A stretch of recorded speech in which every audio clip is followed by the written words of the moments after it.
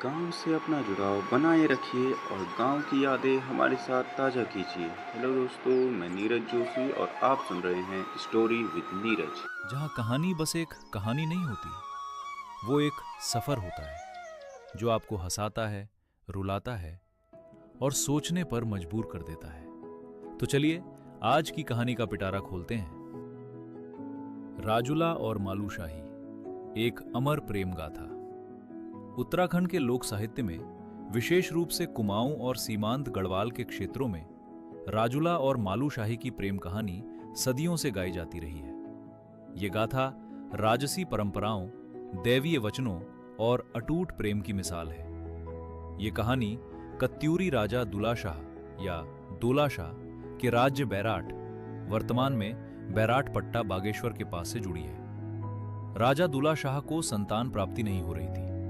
इसी तरह भोट, तिब्बत सीमांत के व्यापारी सुनप्ति शौका भी निसंतान थे। दोनों ने बागनाथ के मंदिर में मन्नत मांगी। मन्नत पूरी होने पर दोनों ने वचन दिया कि यदि उनकी संतानों में एक लड़का और एक लड़की हुई तो वे उनका विवाह करेंगे। राजा को पुत्र हुआ जिसका नाम मालूशाही रखा गया और सुनप्पति को पुत्री हुई जिसका नाम राजुला रखा गया।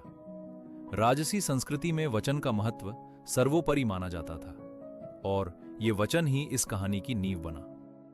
राजसी महल के वातावरण में मालूशाही का पालन पोषण हुआ।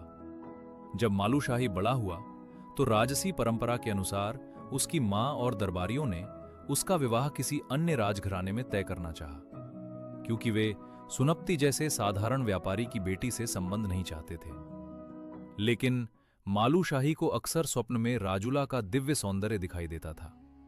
स्वप्न में ही उसने राजुला से विवाह करने का वचन दिया, जो राजपुत्र के लिए दैवीय आदेश के समान था।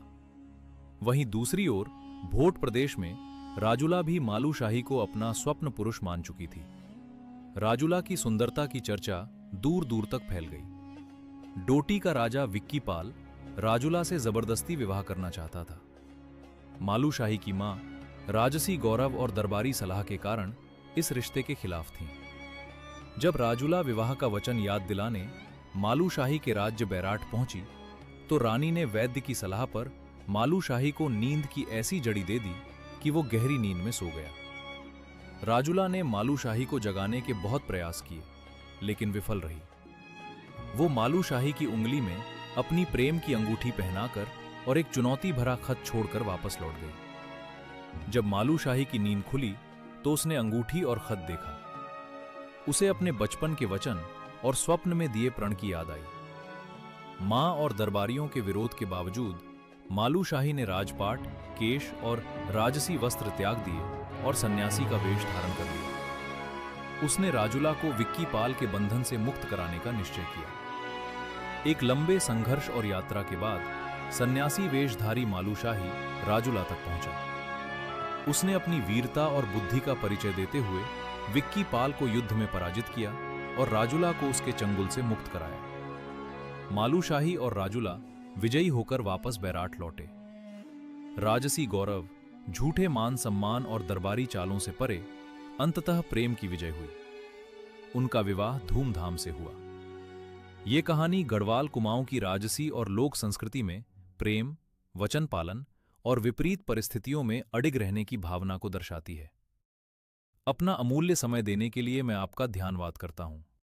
जल्दी ही मिलेंगे एक नई कहानी के साथ। धन्यवाद।